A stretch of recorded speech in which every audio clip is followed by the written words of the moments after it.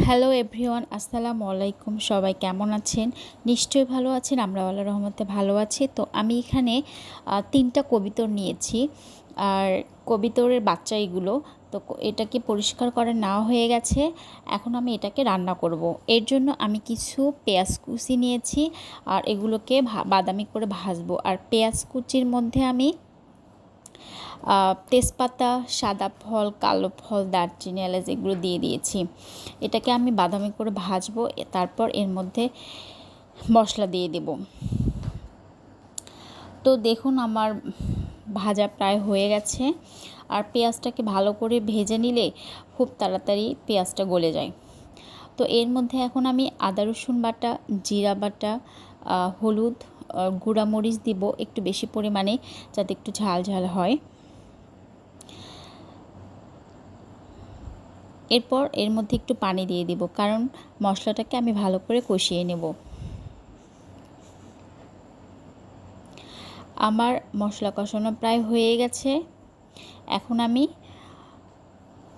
কবিতরের গোস্তগুলো দিয়ে দেব।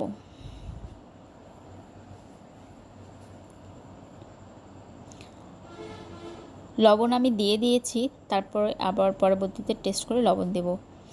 তো দেখুন আমি এটাকে মশলার মধ্যে দিয়ে দিব, দিয়ে ভালো করে নেড়েচেড়ে মিক্সড করে নেব। আর অনেক ভালো করে কষাতে হবে, কারণ কবিতরের গোস্তটাকে পুরো ভুনা করা হবে। এই জন্য সময় ধরে 2-3 বার একটু করে পানি দিয়ে, বেশি পানি দেওয়া যাবে না, আবার খুব বেশি সেদ্ধ হয়ে যাবে। একটু করে পানি দিয়ে কষাতে হবে, আবার একটু করে পানি দিয়ে কষাতে হবে।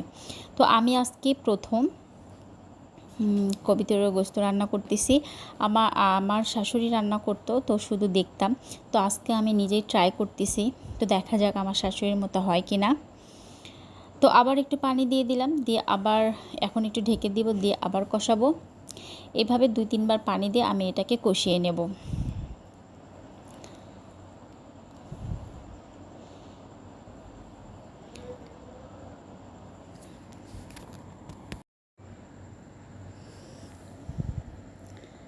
কষাচ্ছি, দেখুন কষাতে কষাতে এর কালারটাই পুরোই চেঞ্জ হয়ে যাচ্ছে। আমার কবিতরের গোস্ত কষাতে কষাতে পুরো কালা ভুনার মতো কালার চলে আসছে। দেখুন, সত্যি আমি রান্না করতে করতে ভাবতেছিলাম ঠিকঠাক হবে কি না আমার শাশুড়ির মতো। তো ফাইনালি এর কালার মানে লুকটা দেখে বুঝতে পারলাম যাক হয়ে গেছে। তো দেখুন আমার কবিতরের গোস্ত হয়ে গেছে। এর মধ্যে এখন আমি ফাঁকি দিয়ে নেড়ে নামাবো।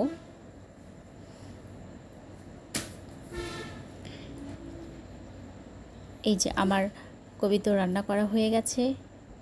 তো সবাই ভালো থাকেন, আল্লাহ হাফেজ। আর অবশ্যই আমার চ্যানেলটিকে সাবস্ক্রাইব করবেন।